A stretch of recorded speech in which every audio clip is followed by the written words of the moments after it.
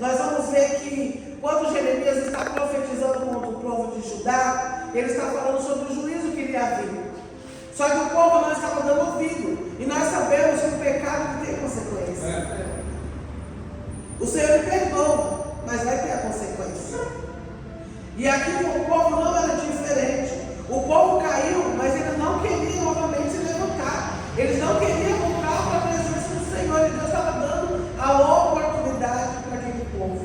E nós trazemos essa palavra para o nosso dia de hoje, não é diferente. Quantos estão dentro da casa do Senhor, mas se encontram já mortos espiritualmente, se encontram já enfermos espiritualmente falando, estão doentes espiritualmente, já não sentem mais a presença, já não conseguem mais dobrar o joelho e orar, já não sentem mais a vontade de vir para a casa do Senhor. E o Senhor todos os dias está falando, todos os dias Deus está usando alguém para falar, para alertar, para divertir o povo, para que o povo venha a ser chegado. Irmãos, se nós vamos olhar o que tem acontecido ao redor da terra, nós vamos ver, missionário, que é a palavra do Senhor que está se cumprindo. Só que a palavra do Senhor hoje não é para quem está lá fora, é para quem está dentro. Não é mais para quem está lá fora que a palavra do Senhor vai dizer que o mundo já sou maligno. A palavra do Senhor, alguns profetas hoje profetiza para quem está dentro da igreja. Porque o povo está dentro, conhece Deus, já tem experiências com Deus, mas não quer obedecer. Porque o povo de Israel desconhecia, sabia quem era o Deus de Israel. O povo já tiveram experiências inéditas, que já passaram ali por viveram milagres, que viram a providência de Deus em todo o tempo sobre a vida deles. E agora o povo mais uma vez se afasta da presença do Senhor. E não parece nós. Irmãos, dentro do texto, eu quero contar um pedacinho do meu testemunho que o Senhor está me incomodando, para vocês verem como que eu tenho a consequência quando nós nos afastamos da presença do Senhor. Eu fui nascida e criada dentro do Evangelho. Quando eu nasci, minha avó já era nova convertida na igreja de Deus é Amor. A minha mãe era filha única, eu sou filha de um estupro. A minha mãe ela foi abusada na escola, na saída da escola, ali no Chiquinho Rodrigues, na Vila Penteado. Eles moravam ali no Tiroponto, minha mãe tinha 12 anos de idade, minha avó saía para trabalhar e deixava minha mãe sozinha em casa. E minha mãe saiu da escola, ela e uma amiguinha dela foram arrastadas, foram estupradas. E eu tenho um irmão da minha idade também, só que a gente não se conhece, porque as duas ficaram bravas. E eu sei desse irmão, porque passaram 5 anos atrás, a mãe dele, essa amiga da minha mãe, ainda foi procurar minha mãe, e ela tinha muito medo da gente se conhecer na adolescência. Mas graças a Deus isso não aconteceu. E ali, minha mãe com 12 anos de idade, em 1973, igreja, hoje é natural uma criança de 12 anos estar grávida. Mas naquela época era uma coisa escandalosa, era uma coisa que ninguém aceitava. E minha mãe ali sozinha, sendo filha única, tudo que as vizinhas ensinavam para minha mãe, ela tomava para me abortar. Só que assim como o povo de Israel era o povo eleito e escolhido por Deus, pastor, eu já era escolhida e eleita por Deus desde o ventre da minha mãe. Minha mãe tomou tudo que ensinava para ela, pastora, para me abortar. Só que a gestação foi fluindo. Quando minha mãe me ganhou, para resumir, porque meu testemunho é muito grande, foi muita coisa. Minha mãe, ela me ganhou no dia da alta no hospital. A minha avó foi ali, para retirar ela, porque ela era de menor. E uma enfermeira estava indo embora comigo no colo. A minha mãe tinha me dado para uma enfermeira. Aí a minha avó chegou e perguntou: onde você está indo, minha neta? Aí a enfermeira fez aquela mocinha e me deu. Ela falou que não tinha ninguém, que não tinha parente, e me deu para me levar. A minha avó falou assim: não, ela é minha neta, aquela mocinha ali é minha filha e eu vou criar. Então eu fui criada dentro do Evangelho. Eu fui criada dentro da palavra, escutando a palavra do Senhor. Só que hoje eu entendo que uma coisa é a gente crescer dentro do Evangelho, outra dentro do Evangelho. E era assim que o povo de Israel estava vivendo. Eles viviam o Evangelho, mas eles ainda não conheciam o verdadeiro Evangelho. E ali eu fui crescendo, sempre de casa para a igreja, da igreja para a escola, sempre só nesse ritmo. Eu não conhecia nada do mundo. Eu me batizei com 15 anos, desci as águas, fui batizado com o Espírito Santo. Pela misericórdia do Senhor, eu evangelizava, eu testemunhava, entrava nos becos, nos balados. O Senhor me chamou para uma linha de obra. E ali, até os 18 anos de idade, eu estava na presença do Senhor. Só que aí, com 18 anos, eu resolvi trabalhar fora. Arrumei meu primeiro emprego. E quando eu percebi que eu estava igual ao povo de Israel, estava me afastando da presença do Senhor. porque todos os dias eu estava no culto. Depois eu comecei a ir para os cultos somente aos domingos. E quando eu comecei a ler no meu nem nos domingos eu estava indo mais. Eu tinha me afastado da presença do Senhor. E quando foi ali com 19 para 21 ou 20 anos de idade, eu conheci uma pessoa, me envolvi com essa pessoa, engravidei. E a minha primeira gestação foi em gêmeas. Eu tenho duas meninas, né? São gêmeas, hoje elas têm 32 anos de idade. E ali, eu engravidei até os 2 anos de idade. Meu casamento até era favorável. Mas quando a minha filha completou 2 anos de idade, comecei a passar um relacionamento abusivo, porque o meu marido começou a usar droga. Aí a gente se separou. Agora eu me vejo sozinha, sozinha com 2 crianças pequenas. A minha mãe, ela não me aceitava, porque a minha mãe me rejeitou de uma tal maneira, pastora, que ela não me aceitava. A minha mãe olhava para mim e ela falava assim, nem era para você ter nascido. Não era para você existir. Então eu estava sozinha com 2 crianças pequenas. Mas eu tinha uma avó que estava de joelhos por mim. Eu tinha uma avó que estava orando por mim. Eu tinha uma avó que todos os dias ela saía da igreja e ia na minha casa e falava, Ana Paula, volta para Jesus, que Deus deu palavra na tua vida. E como foi ela que me criou, eu chamava ela de mãe. Eu falava, mãe, agora eu não estou sentindo coração. Quando eu sentir, eu volto. E ali o tempo foi passando. E eu comecei a passar necessidade com as minhas 2 filhas. E minha mãe, ela não me aceitava, não me ajudava.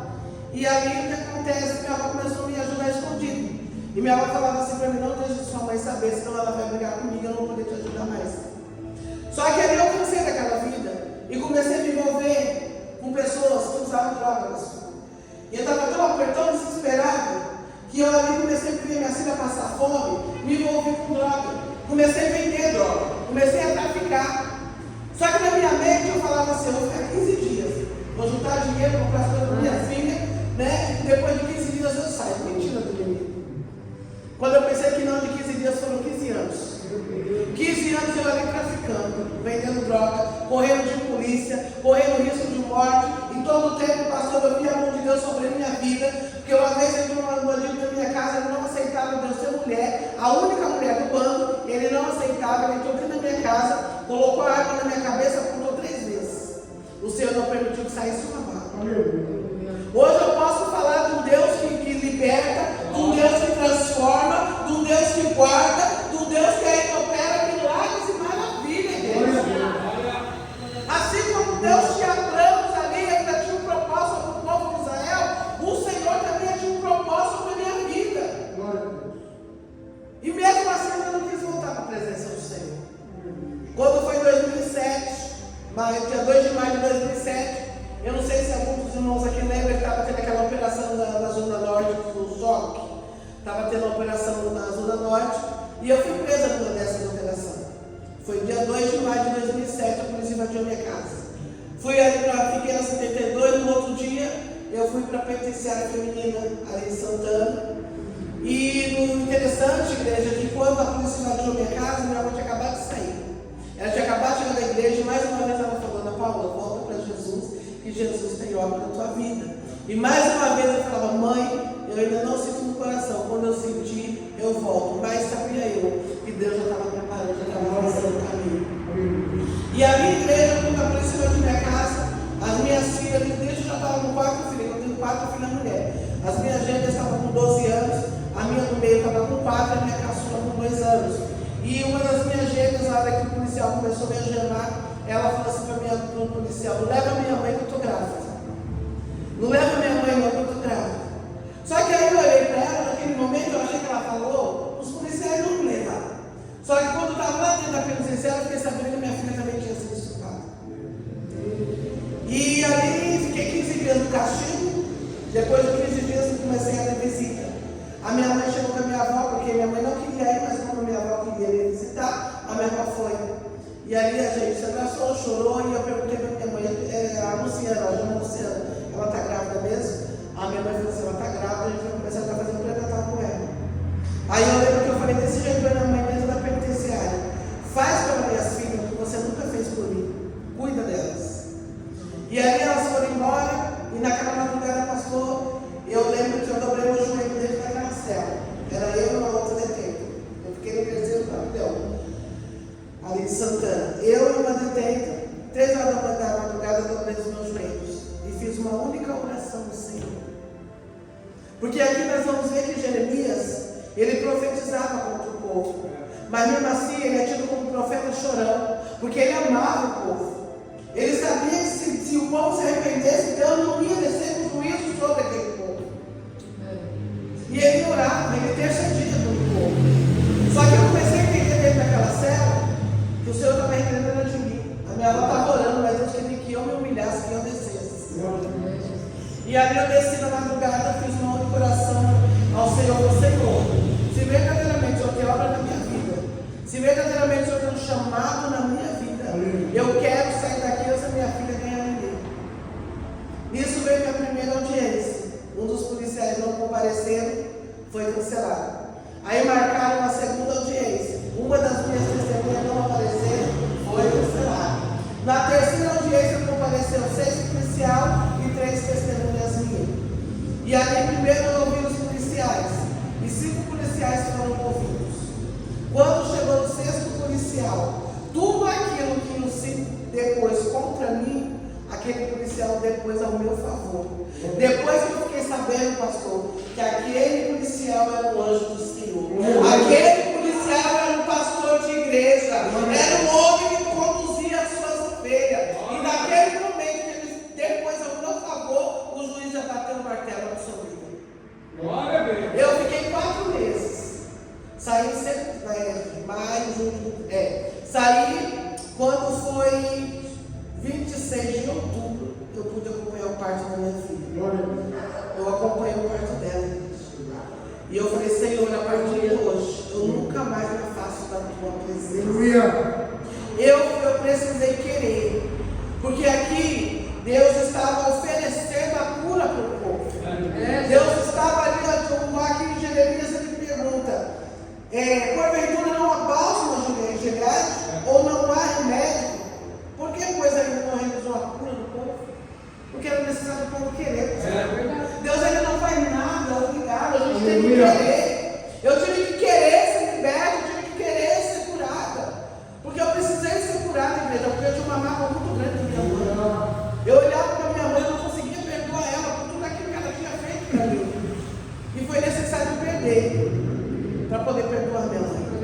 Porque foi no leito de morte que a minha avó reuniu nós duas, dentro do hospital da Cachoeirinha, e falou para nós duas desse jeito: se vocês duas não se perdoar, não tem como partir dessa terra. Vocês duas que estão me segurando aqui. E naquele momento eu abracei minha mãe, pedi perdão, chorei. Só que ainda senti que ela não tinha perdoado de coração. Mas eu fiz a minha parte. O Senhor recolheu a minha avó.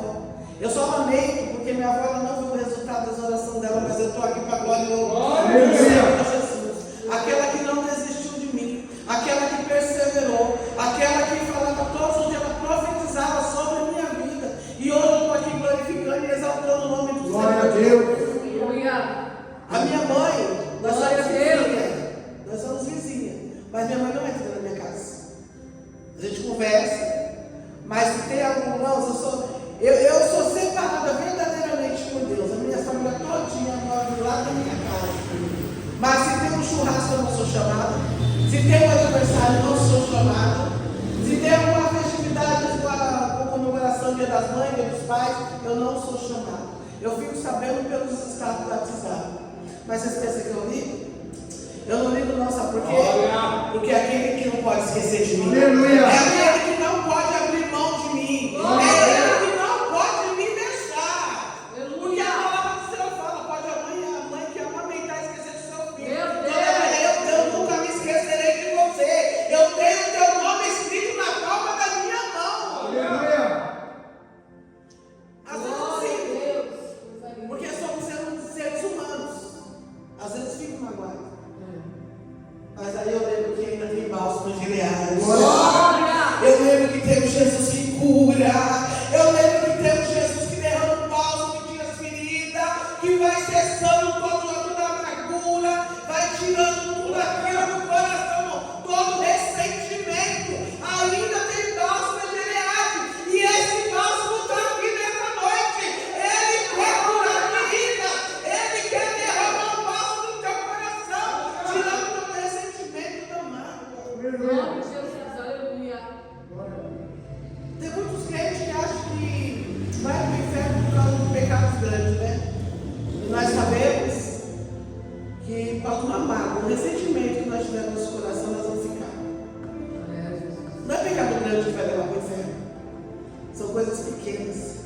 coisas que muitos acham que tem nada a ver. Ah, meu perdoado foi eu que fiz? Eu não fiz nada para ela, pastor, eu não pedi para você. Mas eu pedi perdão. Porque se Jesus viu, eu quero ir para o céu. Eu pedi perdão, eu me humilhei. E é tão interessante, igreja, que quando a gente abre o nosso coração, quando esse bálsamo desce no nosso coração, quando nós nos permitimos deixar Jesus nos curar, a gente fica tão sensível, fica tão boa. Eu falo que eu fico boba, né? Eu falo minhas coisas que é boba. Porque o Senhor me toca. Às vezes o Senhor faz eu comprar um vestido e fala, leva lá com sua mãe. Eu falo assim, mas não é dia das mães, no aniversário da casa, o Senhor leva lá, faz a diferença. Porque eu chamei você para fazer a diferença. E de 8 filhos, eu sou a única que dou presente para minha mãe. Ela falava com a minha avó desse jeito, pastora. Uma vez minha mãe falou com minha avó desse jeito, pastor. Mãe, para de orar pela minha palma, porque essa aí tem Deus da gente. Olha eu aqui, igreja. Olha eu aqui. E detalhe, essa qual nem Deus dava jeito, estava morrendo com leite morte. Mandou minhas irmãs lá me chamar. Eu estava chegando na igreja. Fui lá na casa da minha mãe. Quando eu coloquei na mão dela, ela estava começando a ficar gelada. Eu falei, Senhor, que não seja nas minhas mãos, mas seja as mãos do Senhor sobre a vida dela. Porque o Senhor é a cura. É o Senhor que tem poder de tocar onde eu não posso tocar. Se verdadeiramente eu me obra na minha vida, traz ela de volta. Minha mãe está de pé até hoje, para a glória de Deus. Para a glória de Deus, igreja, minha mãe está de pé até hoje. Sabe que nós não temos conflito de mãe e filha. Infelizmente, como eu disse, eu sou afastado. Eu sou como se fosse a ovelha negra da família. Mas eu glorifico ao Senhor. Porque Ele me curou. Eu precisava ser curado. Eu precisava que o Senhor derramasse o bálsamo no meu coração e arrancasse toda a mágoa, todo ressentimento. Para que eu pudesse fazer a diferença.